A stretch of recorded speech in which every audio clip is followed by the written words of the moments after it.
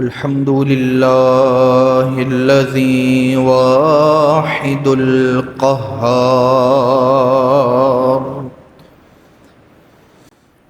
والصلاة والسلام على سيد الأبرار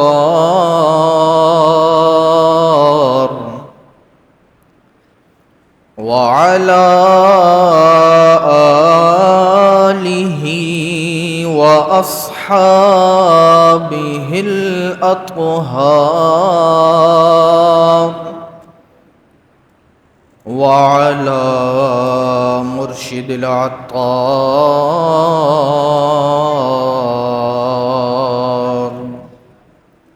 أما بعد، فأعوذ بالله من الشيطان الرجيم. بسم الله الرحمن الرحيم. قال الله تبارك وتعالى في القرآن المجيد والفرقان الحميد: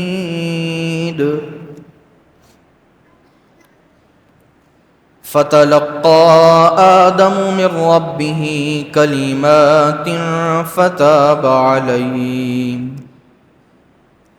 إنه هو التواب الرحيم. قال الله تبارك وتعالى في القرآن المجيد والفرقان الحميد: قال فإنها محرمة عليهم 40 سنة يتيهون في الأرض فلا تأس على القوم الفاسقين. قال الله تبارك وتعالى في شان حبيبه: إن الله وملائكته يصلون على النبي يا أيها الذين آمنوا صلوا عليه وسلموا تسليما. اللهم صل وسلم وبارك على سيدنا ومولانا محمد. قد ضاقت حيلتي أدركني يا رسول الله صلى الله تعالى عليه وسلم. صدق الله مولانا العظيم وصدق رسوله النبي الكريم، ونحن على ذلك من الشاہدین. جس سہانی گھڑی چمکا طیبہ کا چاند، اس دل افروز ساعت پہ لاکھوں سلام. فتح باب نبوت پہ بے حد درود، ختم دور رسالت پہ لاکھوں سلام. شب اسرا کے دولہا پہ دائم درود، نوشہ بزم جنت پہ لاکھوں سلام. وہ چکا چاک خنجر سے آتی صدا، مصطفیٰ تیری صولت پہ لاکھوں سلام. شور تکبیر سے تھر تھراتی زمین، جنبش جیش نصرت پہ لاکھوں سلام. ہم یہاں سے پکارے وہاں وہ سنے، مصطفیٰ کی سماعت پہ لاکھوں سلام.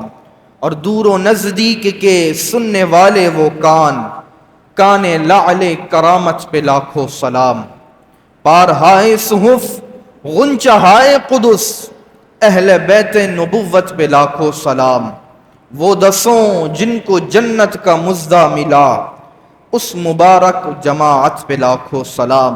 یعنی اس افضل الخلق بعد الرسل، ثانی اثنین ہجرت پہ لاکھوں سلام. اور ترجمان نبی، ہم زبان نبی، جان شان عدالت پہ لاکھوں سلام. یعنی عثمان صاحب قمیص ہدا، غلہ پوش شہادت پہ لاکھوں سلام. مرتضی شیر حق اشجع الاشجعی، ساقی شیر و شربت پہ لاکھوں سلام. غوث اعظم امام متقا والنقا، جلوہ شان قدرت پہ لاکھوں سلام. جس نے ختم نبوت پہ پہرا دیا، ایسے خادم کی خدمت پہ لاکھوں سلام. جس کے فیض سے لاکھوں نمازی بنے، اس امیر اہل سنت پہ لاکھوں سلام، ایک میرا ہی رحمت پہ دعویٰ نہیں، شاہ کی ساری امت پہ لاکھوں سلام، اور مجھ سے خدمت کے قدسی کہیں ہارضا، مصطفیٰ جان رحمت پہ لاکھوں سلام۔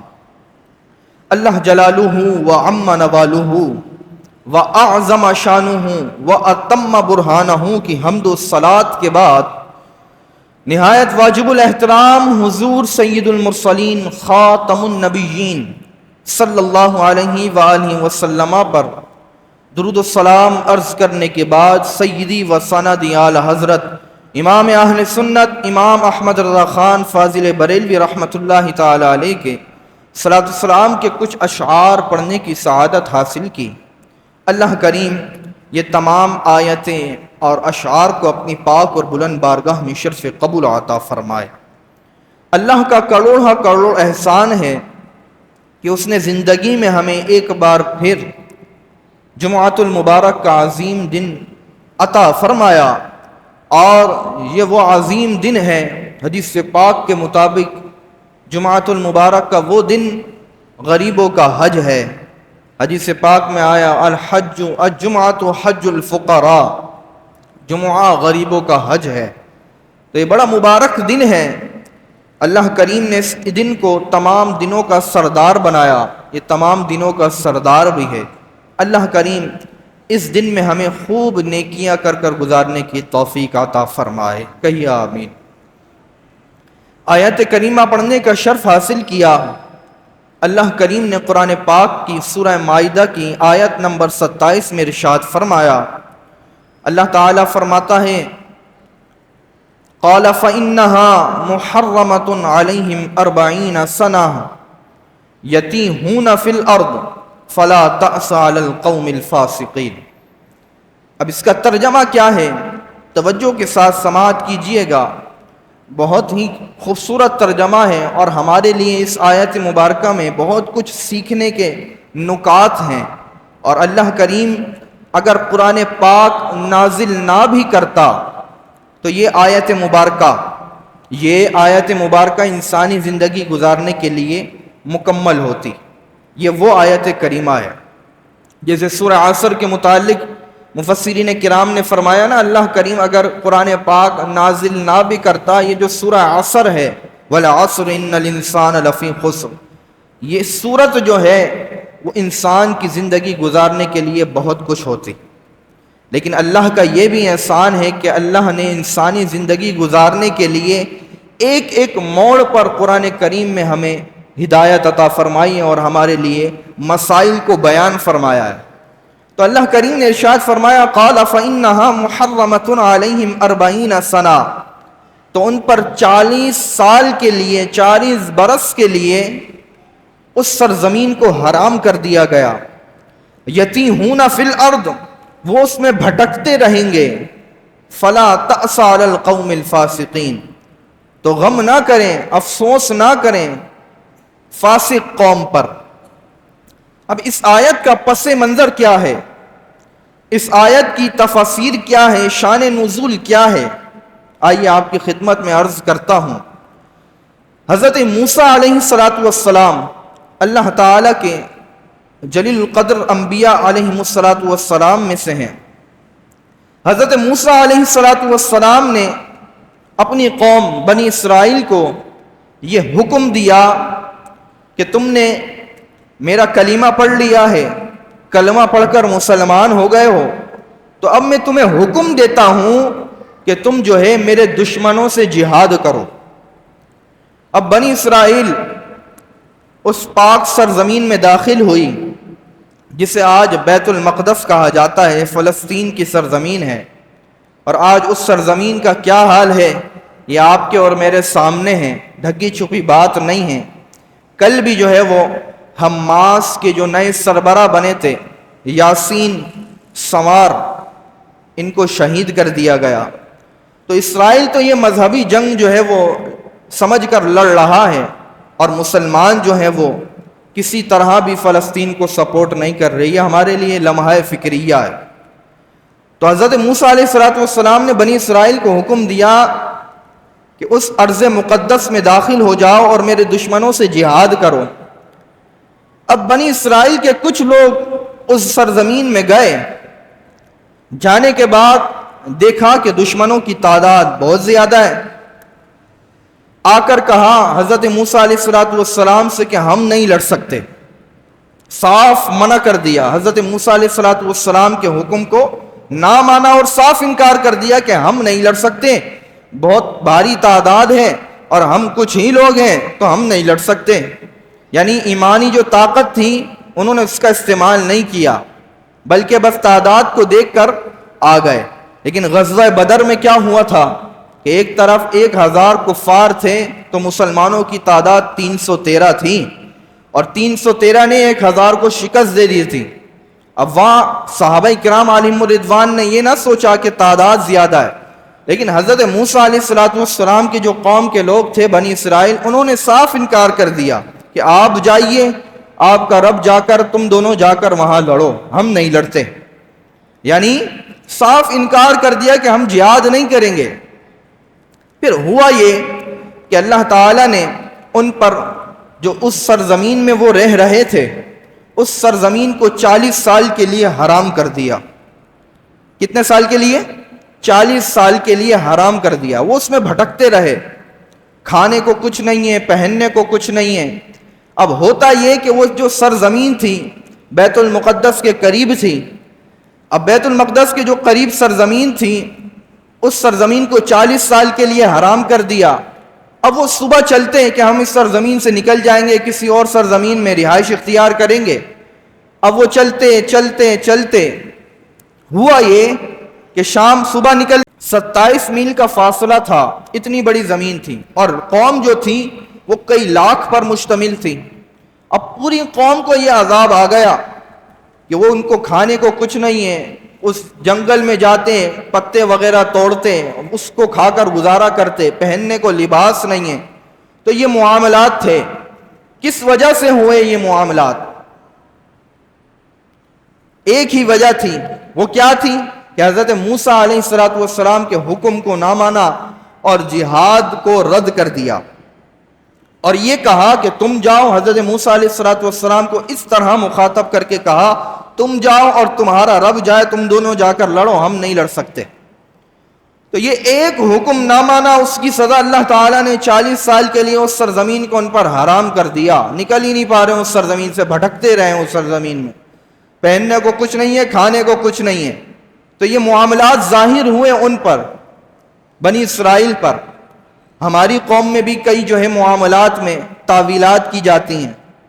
اب ہمارے معاشرے میں بھی ایسے لوگ پائے جاتے ہیں جو جہاد کا سرے سے ہی انکار کرتے ہیں کہ جہاد تو ہے ہی کچھ نہیں، اسلام میں جہاد کی کوئی حیثیت ہی نہیں ہے۔ اور بعض وہ لوگ پائے جاتے ہیں جو جہاد کی تعریفات میں تعویلات پیش کرتے ہیں کہ یہ معاملہ نہیں ہے، یہ معاملہ نہیں ہے، یہ اس طرح نہیں ہے، جہاد اس طرح ہوتا ہے، یہ اس طرح ہوتا ہے، تعویلات کرتے رہتے ہیں۔ یاد رکھیے یہ دونوں گروہوں جو جہاد کا انکار کرتے ہیں اور جو جہاد کی میں تعویلات کرتے ہیں، یہ دونوں گروہوں یہ جو ہیں وہ گمراہ ترین مذاہب ہیں اور گمراہ ترین گروہوں ہیں۔ کون؟ جو جہاد کی تعریفات میں جو ہے الجھتے ہیں اور تعویلات کرتے رہتے ہیں۔ تو یہ دونوں گروہوں گمراہ ترین گروہوں ہیں۔ اور ہمارا معاملہ کیا ہے؟ ہمارے معاشرے میں تو کئی گناہ پائے جاتے ہیں۔ پچھلی امتوں میں چلے جائیں آپ، ایک گناہ کی وجہ سے اللہ تعالیٰ نے پوری قوم پر عذاب نازل کیا ہے۔ ایک گناہ کی وجہ سے ناپ تول میں ڈنڈی ماری، عذاب آ گیا، ٹھیک ہے، زنا کیا ایک شخص نے، عذاب آ گیا۔ ایسے دیگر جو معاملات ہیں، کتبیں بھری پڑی ہیں، کتابیں بھری پڑی ہیں، ایک گناہ کی وجہ سے پوری قوم پر عذاب آ گیا۔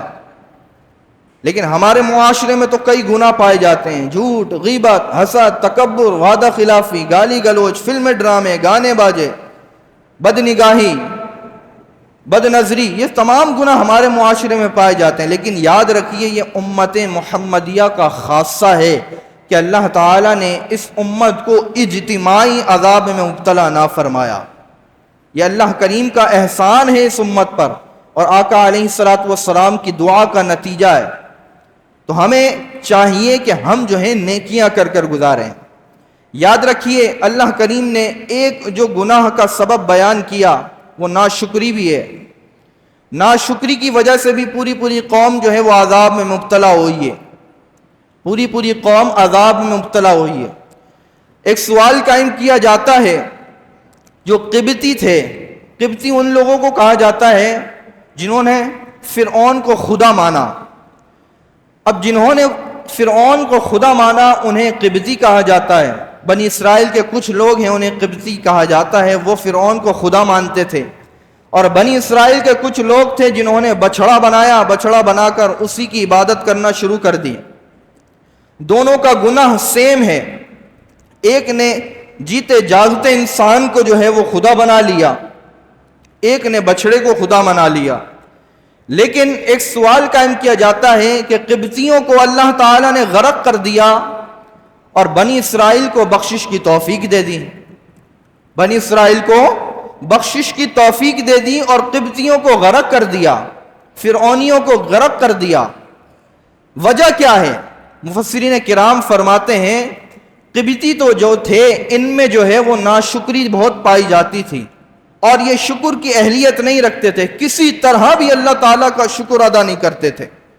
تو واقعی آپ کے سامنے ہے کہ حضرت موسیٰ علیہ السلام نے دریا کے کنارے پر عصا مارا، دریا میں راستہ بن گیا، حضرت موسیٰ علیہ السلام نے دریا پار کر لیا اور وہ بیچ میں پھنس گئے، اور واپسی عصا مارا تو دریا مل گیا اور وہ غرق ہو گئے۔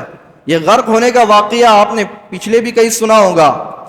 تو دیکھا جاتا ہے قبطیوں کو غرق کر دیا، ان کو غرق نہیں کرا۔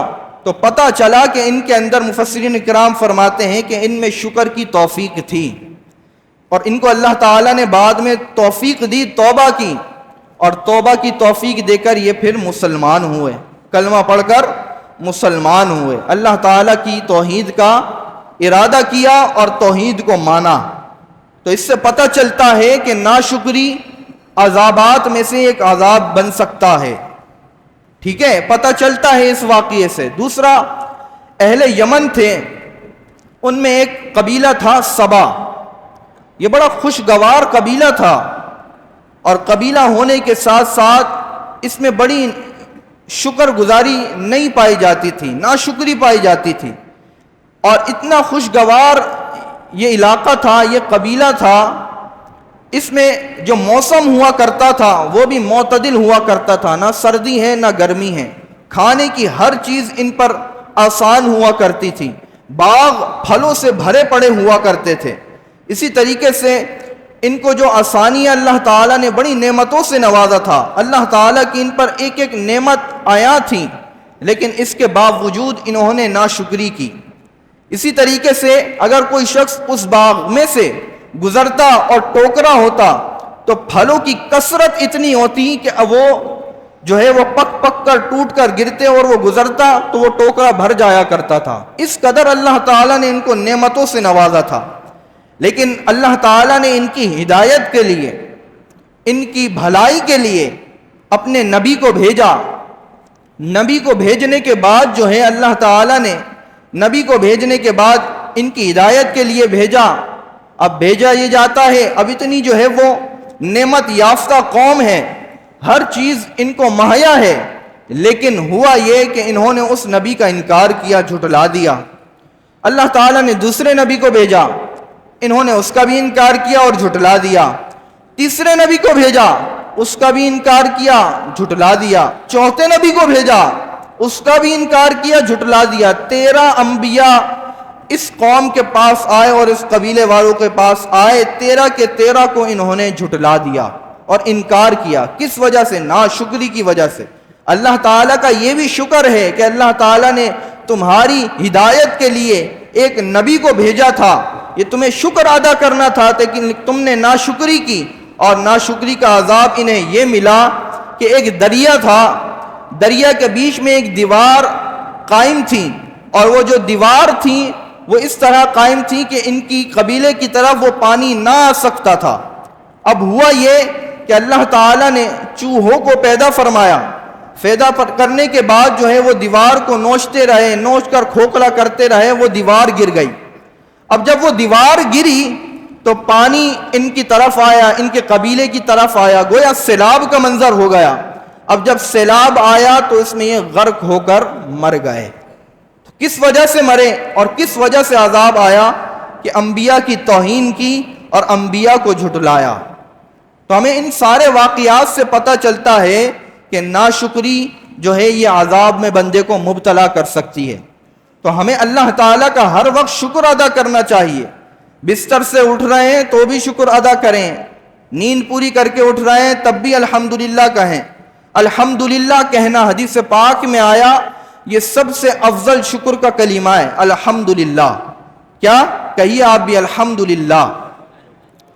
اسی طریقے سے الحمدللہ حدیث پاک میں آیا کہ بہت بڑا جملہ ہے اور بہت خوش نصیب جملہ ہے، اسے کہا کرو اور اسے کہنے کے بعد جو ہے اللہ تعالیٰ تمہارا شکر قبول بھی فرمائے گا۔ تو پتہ چلتا ہے کہ الحمدللہ کہنا بھی بہت بڑا جملہ ہے اور اس کا شکر کرنے کا یہ ایک طریقہ ہے۔ اب طریقوں میں سے ایک طریقہ یہ بھی بیان کیا جاتا ہے، نبی پاک صلی اللہ علیہ وسلم نے صحابہ سے عرض کی، اے صحابہ اپنے دشمنوں کے لیے تیار ہو جاؤ۔ صحابہ نے عرض کی، یا رسول اللہ صلی اللہ علیہ وسلم کیا دشمنوں نے حملہ کر دیا ہے؟ کس طرح ہوشیار ہو جائیں اور کس طرح ہوشیار ہو جائیں؟ تو نبی پاک صلی اللہ علیہ وسلم نے ارشاد فرمایا کہ اس طرح ہوشیار ہو جاؤ کہ سبحان اللہ والحمد للہ ولا الہ الا اللہ واللہ اکبر، یہ کلمہ ہر وقت پڑھا کرو، یہ جنت میں جہنم میں نہیں بلکہ جنت میں تمہارے لیے ڈھال ہوگا۔ تو پتہ چلتا ہے کہ الحمدللہ کہنا یہ کلمات میں سے وہ کلمہ ہے جو اللہ تعالیٰ کو بھی محبوب ہے، اللہ کے رسول کو بھی محبوب ہے۔ بندہ انسان اپنے آپ کو دیکھے کہ میں اللہ تعالیٰ نے میرا جسم بھی سلامت فرمایا ہے، آنکھیں بھی سلامت ہیں، سن بھی سکتا ہوں، ہاتھ پیر سے کام بھی کر سکتا ہوں، پیروں سے چل بھی سکتا ہوں، عقل بھی صحیح دیے، ہر چیز سمجھ بھی لیتا ہوں۔ تو یہ موقع ہے اللہ تعالیٰ کا شکر ادا کرنے کا۔ لیکن مسلمان جو ہیں وہ ناشکری میں مبتلا ہوئے ہیں، تھوڑی سی مصیبت پہنچی تو اس میں ناشکری کر بیٹھتے ہیں، یار مصیبت پہنچ گئی، ہائے ہائے کرتے رہتے ہیں۔ تو ہمیں یہ نہیں کرنا، یہ نہیں کرنا ہے۔ اب دیکھے کوئی شخص نابینا شخص کو، نابینا کے پاس آنکھیں تو ہوتی ہیں بظاہر، وہ دیکھنے کی صلاحیت نہیں ہوتی۔ کوئی شخص دیکھے منہ میں زبان ہے لیکن وہ بولنے کی صلاحیت نہیں ہے، کان سلامت ہیں لیکن سننے کی صلاحیت نہیں ہے۔ اب تو ان لوگوں کو دیکھے جو اس جو ہے نعمت سے نہیں سرفراز فرمائے گئے۔ اب اپنے آپ کو دیکھے کہ مجھے کان دیے میں سن بھی سکتا ہوں، آنکھیں دیے دیکھ بھی سکتا ہوں، زبان دیے بول بھی سکتا ہوں، یہ بھی شکر کا مقام ہے، شکر کرنا چاہیے۔ لیکن امت جو ہے، قوم جو ہے وہ ناشکری کی طرف مائل ہے۔ اب یہ دیکھا جائے کہ میں بستر سے اٹھا اور خود اٹھا، کوئی سہارا دینے والا نہیں تھا بلکہ اللہ تعالیٰ نے مجھے وہ قوت دی، میں خود اٹھ سکتا تھا، خود اٹھا بھی، تو یہ بھی الحمدللہ کہنے کا مقام ہے۔ گھٹنوں کے بل چل سکتا تھا، پاؤں سے چل سکتا تھا، گھٹنے سلامت تھے، تو یہ بھی الحمدللہ کہنے کا مقام ہے۔ اسی طریقے سے کوئی نعمت آپ کو ملی، کوئی بھی نعمت آپ کو ملی، چھوٹی سی چھوٹی نعمت ہو یا بڑی سی بڑی نعمت ہو، آپ کو ملی، یہ بھی شکر ادا کرنے کا مقام ہے، الحمدللہ کہنے کا مقام ہے۔ اسی طریقے سے جو بیٹی پیدا ہوتی ہے گھر کے اندر بیٹی جو پیدا ہو تو یہ بھی شکر ادا کرنے کا مقام ہے۔ بیٹی یا کوئی بھی اولاد سے اللہ تعالیٰ نے، یہ بھی شکر ادا کرنے کا مقام ہے، الحمدللہ کہنے کا مقام ہے۔ اب بیٹی پیدا ہوتی ہیں، ہمارے معاشرے میں ہی ایسے لوگ پائے جاتے ہیں، سب کی بات نہیں کر رہا، ایسے لوگ ہی پائے جاتے ہیں کہ وہ جو ہے وہ اپنی دوسری شکل بنا لیتے ہیں۔ ایک صاحب سے ملاقات ہوئی، کہا کہ ایک شخص رہتا ہے وہاں پر اور اس نے جو ہے اس کے گھر بیٹی پیدا ہوئی، بڑا مال و دولت والا تھا، بڑا پیسہ تھا اور پیسہ ہے بھی، لیکن بیٹی پیدا ہوئی، اس نے عقیقے میں صرف اور صرف ایک بکرا ذبح کیا، اور جب اس کی یہاں بیٹا پیدا ہوتا تھا اور بیٹا پیدا ہوا بھی ہے، اس سے پہلے بیٹا پیدا ہوا پھر بیٹی پیدا ہوئی، بیٹے پہ اس نے 12 بکرے کاٹے، اتنا پیسہ تھا اس کے پاس، لیکن بیٹی پر وہ افسوس زدہ میں مبتلا ہو گیا کہ بیٹی پیدا ہو گئی گھر کے اندر، نعوذ باللہ۔ حدیث پاک میں آیا ہے بیٹی تو اللہ تعالیٰ کی نعمت ہے، بیٹی تو جو باپ کی جو ہے وہ ٹھنڈک ہوتی ہے بیٹی۔ اسی طریقے سے حدیث پاک میں آیا جس کی ایک بیٹی ہو اور اس نے اچھی تربیت کی، جس کی 2 بیٹیاں ہوں اس نے اچھی تربیت کی، جس کی 3 بیٹیاں ہوں اس نے اس کی اچھی تربیت کی، حتیٰ کہ جس کی 7 بیٹیاں ہوں اور اس نے اچھی تربیت کی، تو وہ نبی پاک صلی اللہ علیہ وسلم فرما رہے ہیں وہ شخص اور میں جنت میں ایسے ہوں گے، انگلیوں کا اشارہ کر کے فرمایا ایسے ہوں گے، اتنا قریب ہوں گے۔ تو بیٹیوں کی تو یہ نعمت ہے، اور اس کی تربیت کرنے میں ایک بیٹی کی بھی اگر آپ نے اچھی تربیت کر دی تو اس کا نتیجہ کیا ہے؟ حدیث پاک کے مطابق آپ نبی پاک صلی اللہ علیہ وسلم کے ساتھ ایسے ہوں گے۔ کتنی خوش نصیبی کی بات ہے۔ ہماری بیٹیوں کا حصہ جو ہے دبایا جا رہا ہوتا ہے۔ ایک شخص نے سوال کیا کہ آپ مفتی بن رہے ہیں؟ میں نے کہا جی الحمدللہ میں مفتی بن رہا ہوں۔ کہا ایک سوال ہے آپ سے۔ میں نے کہا جی ارشاد فرمائیے۔ تو کہا کہ وراثت کا مسئلہ ہے، ہمارے ابا جب زندہ تھے انہوں نے کہہ دیا تھا کہ یہ پلاٹ جو ہے، یہ گھر جو ہے یہ تمہارا ہے، یعنی بچوں کو کہہ دیا تھا، قبضہ، ملکیت، اختیارات نہیں دیے تھے، بس زبان ہی کہہ دیا تھا۔ تو کیا اب اس میں بیٹیوں کا تو حصہ نہیں ہے نا، ہماری بہنوں کا تو حصہ نہیں ہے نا؟ اب اس سوال پر میں بڑا افسوس میں مبتلا ہوا، یار یہ اپنی بہنوں کا حق دبا رہا ہے، کیسا شرمندہ شخص ہے، کیسا بے وقوف شخص ہے کہ بس چند پیسوں کے خاطر، چند روپیوں کے خاطر جو ہے وہ اپنی بہنوں کا حق دبا رہا ہے، مرنے کا خوف نہیں ہے۔ پھر میں نے اس کو کہا کہ آپ کا جو حق ہے اس پر کچھ بھی نہیں ہے، اس کو شرعی اعتبار سے جو ہے وراثت میں ایک ایک شخص کو حصہ بنایا جائے گا، کیونکہ باپ جو ہے وہ اگر منہ زبانی کہہ دے کہ فلاں پلاٹ فلاں چیز یہ تمہاری ہے، لیکن قبضہ اور اختیارات اور ملکیت نہیں دے تو منہ سے کہنے میں کچھ نہیں ہوتا۔ ہاں کوئی چیز اس کی ملکیت میں تھی اور اس نے کہا کہ اپنے کسی بھی ورثہ میں، کسی بھی بچوں میں سے کسی کو بھی کہا کہ یہ پلاٹ تمہارا ہے، اس کے نام بھی کر دیا، اس کو ملکیت بھی دے دی، اس کو اختیارات بھی دے دیے، تو پھر اس کا ہو جائے گا، وہ صرف منہ زبانی کہنے سے اس کا نہیں ہوگا۔ تو ایسے بھی حق دبائے جا رہے ہیں اور بیٹیوں کو دھتکار دیا جاتا ہے، ہماری ماؤں بہنوں کو دھتکار دیا جاتا ہے۔ تو ایسا نہیں کرنا، یہ بھی ناشکری ہے، اللہ تعالیٰ کی ناشکری ہے۔ یہ بھی کسی طرح بھی ہو وہ ناشکری کی عذابات آپ نے ابھی سنے کہ کس طرح ایک ناشکری کی پوری قوم کو ہلاک کر دیا جاتا تھا۔ ہماری یہاں ناشکری کتنی عام ہو چکی ہے، آپ کے اور میرے سامنے ہیں۔ ہم شکر ادا نہیں کرتے، تھوڑی سی مصیبت پہنچ جاتی ہے، پریشانی پہنچ جاتی ہے، الحمدللہ کہنے کا مقام تھا، آپ اس پر جو ہے طرح طرح کے باتیں کرتے ہیں، اور طرح طرح کی باتیں کرنے کے بعد اللہ تعالیٰ نے آپ کو تھوڑی سی مصیبت میں مبتلا کر دیا تو آپ جو ہے وہ رونا پیٹنا شروع کر دیتے ہیں۔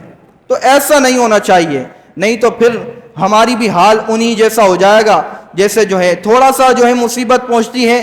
ہمارے یہاں اجتماعی عذاب تو نہیں ہوتا نا، اجتماعی عذاب کو تو اللہ تعالیٰ نے اس امت کو محفوظ بنایا، اجتماعی عذاب میں مبتلا نہیں فرمایا، لیکن تنہا تنہا جو ہے عذابات میں مبتلا ہر کسی کو کر سکتا ہے۔ کسی کو کوئی پریشانی پہنچ جاتی ہے، کسی کا انتقال ہو جاتا ہے، کسی کو کچھ ہو جاتا ہے، کسی کو کوئی بڑی بیماری لاحق ہو جاتی ہے، یہ بھی مصیبت ہے۔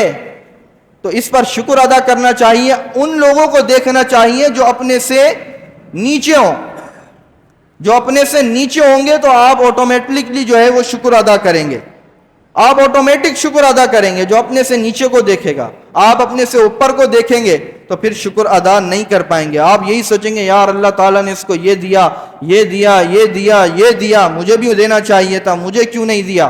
حالانکہ آپ کو جو دیا ہے اس پر شکر ادا کرنا چاہیے تھا۔ آپ اپنے نیچے والے کو دیکھیں، آپ اپنے نیچے والے کو دیکھیں کہ یار اس نے جو ہے پرانا سوٹ پہنا ہے، آج میں نے تو نیا سوٹ پہنا ہے، دھلا ہوا سوٹ پہنا ہے، استری ہوا سوٹ پہنا ہے، الحمدللہ کہنے کا مقام ہے، شکر ادا کرنے کا مقام ہے۔ تو نیت کیجئے آج کے اس جمعے کی برکت سے اور اس دن کی برکت سے کہ ہم ناشکری نہیں کریں گے اللہ تعالیٰ کی، ہم شکر گزار بندے بنیں گے، ہر طرح ہر لمحے میں ہر وقت میں اللہ تعالیٰ کا شکر ادا کریں گے۔ اللہ کریم ہمیں اپنا شکر گزار بندہ بنائے، آمین بجاہ خاتم النبیین صلی اللہ علیہ وآلہ وسلم۔ سنتیں ادا فرما لیں۔